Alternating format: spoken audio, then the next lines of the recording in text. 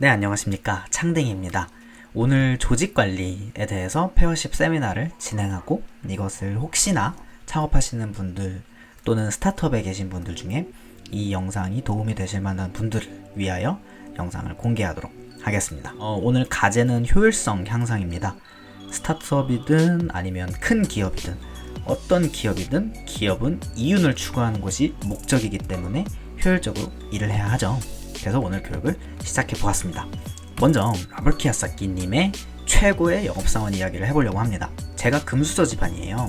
근데 저희 아버지가 사업에 대해서 말씀하실 때 사업을 가장 작은 두 개의 단위로 요약을 하자면 첫 번째는 제품 생산, 두 번째는 제품 영업, 즉 마케팅이라고 합니다.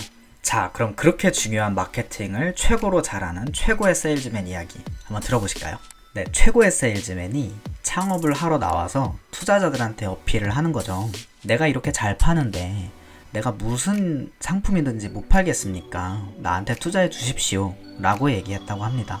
하지만 이 투자자들은 이렇게 얘기했다고 합니다. 복제 가능한 세일즈를 해야 되는데 너가 최고의 세일즈맨이면은 너는 계속 세일즈를 할 거 아니야. 그러면 너희 회사는 너가 세일즈하는 거 그 이상 팔지를 못하지 라고 이야기했다고 합니다. 그러면서 라벌 키야사키님은 책에서 BI 삼각형을 소개를 해주는데요. 그러면서 시스템 부분을 강조합니다. 즉, 조직이 탄탄해야 최고의 세일즈맨이 자신의 능력을 아랫사람에게 전수해주고 그 아랫사람에게 전수해주고 말단 사원까지 모두가 다 하나가 돼서 위의 능력을 배양해서 움직이는 것을 할 수 있다고 얘기를 합니다. 그러면 말은 좋은데 과연 어떻게 하면 될까요? 그 얘기를 하기 위해서 이번 세미나를 준비해봤습니다. 목차는 총 3가지 내용으로 이루어져 있습니다. 경호라는 책으로부터 칭찬이라는 것에 대한 중요성과 칭찬을 할 수밖에 없는 그런 조직을 만드는 방법, 그리고 나는 4시간만 일한다 라는 책으로부터 2가지 목차를 준비했는데요. 내 시간을 보호하는 방법, 그리고 남들의 시간, 내 멤버들의 시간을 보호하는 방법에 대해서 이야기해보려 합니다.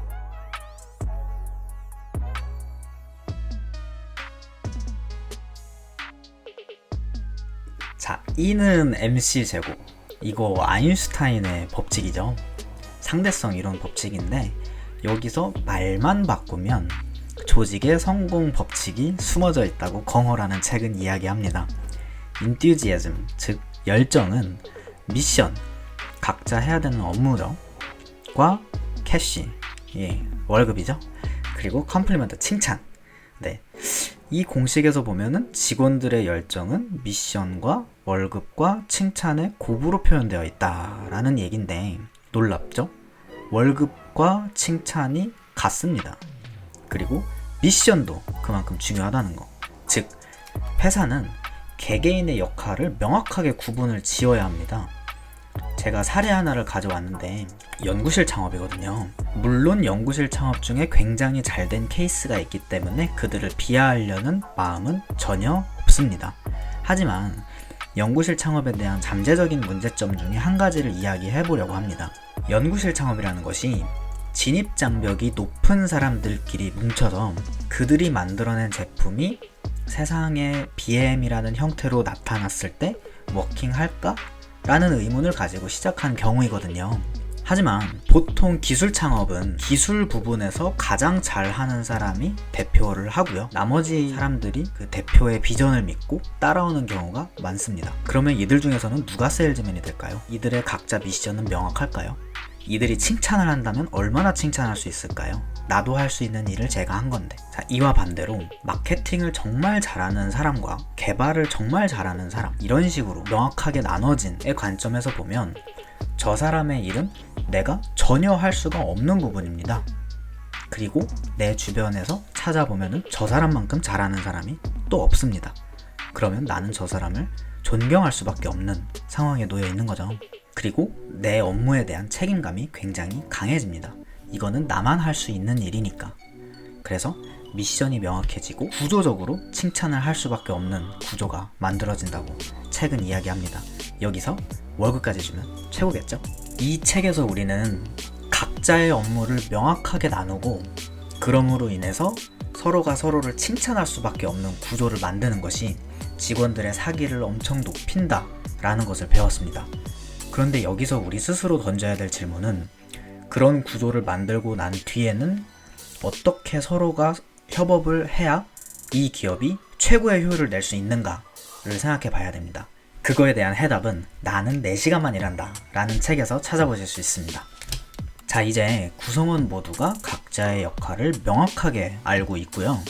그 얘기를 다른 말로 하면 모든 사람이 꼭 필요하다는 존재입니다. 그 사람을 대신할 수 있는 존재가 회사에서는 아직 없다는 거죠. 그러면 이 상황에서 협업이 굉장히 필수적으로 들어가는 요소인데, 나는 4시간만 일한다 라는 책에서는 어떻게 하면 협업을 하지 말지를 먼저 이야기합니다. 책의 내용을 이야기하기 전에 개인적인 경험을 한번 공유하려고 하는데요.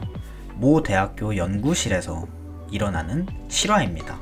교수님과 학생들은 카톡으로 업무 지시를 주고받고 합니다. 그 상황에서 교수님의 카톡은 항상 대답해야 되는 것입니다. 10분이라도 늦으면 교수님이 별로 안 좋아하십니다. 그래서 학생들은 어떤 업무를 하는 와중에도 항상 교수님의 연락을 받기 위해서 핸드폰을 무음 모드로 하지 않은 채로 주머니 또는 책상 위에 두고 메시지에 항상 귀를 기울이는 모습을 보실 수 있습니다. 이렇게 되면 집중을 할 수 있을까요? 내가 내 상사를 만족시키는 게 회사로 봤을 때 좋은 건가요? 아니면 내가 내 일을 잘 끝내는 것이 좋은 건가요? 대답은 나와 있죠. 즉, 내 시간을 내가 스스로 보호해야 합니다. 그래서 이 책에 나온 내용을 보자면, 심지어 대표님이 이런 부탁을 해도 왼쪽에 있는 사원은 이렇게 대답해야 된다고 얘기를 합니다. 회의할까? 라고 얘기했는데, 내가 생각하기에 내가 회의를 통해서 얻어갈 게 없고 회의에다가 집어넣을 인풋도 없어요. 그러면 아니요 라고 얘기할 수 있어야 되고, 그리고 뭐 부탁을 하는 거죠. 요것 좀 해줄래? 라고 얘기했을 때 내 업무 먼저 끝내고요 라고 얘기를 할 수 있는 문화. 그리고 뿐만 아니라 심지어 뭘 물어본다고 해도 나 지금 바쁩니다, 대답할 시간이 없어요 라고 얘기할 수 있는 문화가 중요하다고 합니다. 왜냐면은 내가 하루에 8시간 동안 할 수 있는 일의 양이 있는데, 대표님이 제시한 회의, 부탁, 업무 요청 등을 그때그때 처리하느라고 내가 6시간 동안 일할 수 있는 업무량을 오늘 끝냈다면 나는 그만큼 무능해진 것입니다. 나의 몸값은 그만큼 떨어질 것입니다. 즉, 내 업무가 가장 최선이 돼야 됩니다. 그리고 이 업무를 방해하는 일은 내가 허락하지 않아야 합니다. 자, 이 이야기를 듣고 적지 않은 사람들이 충격을 받았는데요. 회의라는 것이 회사 입장에서는 꼭 필요한 것이고, 업무 요청 당연히 필요한 것이고, 그리고 질문 당연히 필요한 것입니다. 그러면 회사는 어떤 방식으로 이들을 처리해야 할까요? 그 물음에 대한 해답을 일부 책에서 제시하기는 하는데, 이번 슬라이드에서는 제 생각도 많이 담아서 저희 회사에서 하고 있는 방식도 소개하도록 하겠습니다. 저희 방식에 대해서 이견이 있으시거나 의견이 있으시면 아래 댓글로 남겨주셔서 같이 토론해보는 시간 가졌으면 좋겠습니다. 우선 회의에 관련해서는 저희 같은 경우는 안건을 미리 제시를 합니다. 그리고 자율 참석으로 하게 합니다. 그러면 회의에 참석하는 사람들은 본인이 선택을 할 수가 있죠. 요거 괜찮다, 난 참석해야지. 요거는 별로네, 나는 그러면은 참석을 안 해야지. 이렇게 모든 회의를 자율적으로 참석하게끔 합니다. 두 번째로는 업무 요청을 할 때 모든 것을 다 문서화합니다. 그래서 왼쪽에 있는 사람이 어떠한 일에 집중하고 있을 때 그 집중을 흐트릴 일이 전혀 없게끔 만들도록 최선을 다했습니다. 그래서 문서화를 하고, 그 문서화한 것은 구글 드라이브를 사용해서 실시간으로 확인할 수가 있고요. 이 왼쪽에 있는 사람이 언제 확인하든지 그것을 확인하면은 이제 그 요청한 대로 하는 거죠. 근데 확인하는 시점이 내가 집중하고 있는데 그 집중을 깨트린 것이 아니라 내가 또 할 거 있나? 라고 찾아보는 방식. 거기서 차이가 있다고 저는 생각했습니다. 세 번째 방식은 어떤 궁금한 것이 있을 때 물어보는 것인데요. 저희 같은 경우는 업무하고 있을 때 물어보는 것을 최소화하고, 대신에 개인들이 오피스 아워를 가지게 합니다. 그래서 그 오피스 아워에는 어떤 질문이든지 할 수 있게끔 만들었고 오피스 아워 시간이라는 것이 매주 시작할 때 정해지기 때문에 모든 구성원이 그 사람한테 물어볼 게 있으면 그 사람의 스케줄을 보고 저 때 물어봐야 되는구나 라고 알고 있다가 기다렸다가 그때 물어봅니다. 이렇게 했더니 나타나는 변화가 어떤 게 있었냐면 질문 자체를 정리하게 돼서 물어보는 사람도 논리적으로 얘기하고 듣는 사람도 그 논리적으로 정리가 되어 있는 질문을 받았기 때문에 더 빨리 대답할 수 있는, 즉 모두의 시간이 또 아껴지는 좋은 상황을 경험해 봤습니다. 오늘 3가지 책을 통해서 조직 관리에 대해서 공부해보고 같이 고민해보는 시간을 가졌습니다. 제가 했던 이야기 이외에 또 다른 의견이 있으시면 댓글로 달아주시면 같이 소통해볼 수 있는 기회가 될 것 같고요. 지금까지 영상을 시청해주셔서 감사합니다. 구독, 좋아요, 알림 설정 해주시면 감사하겠습니다.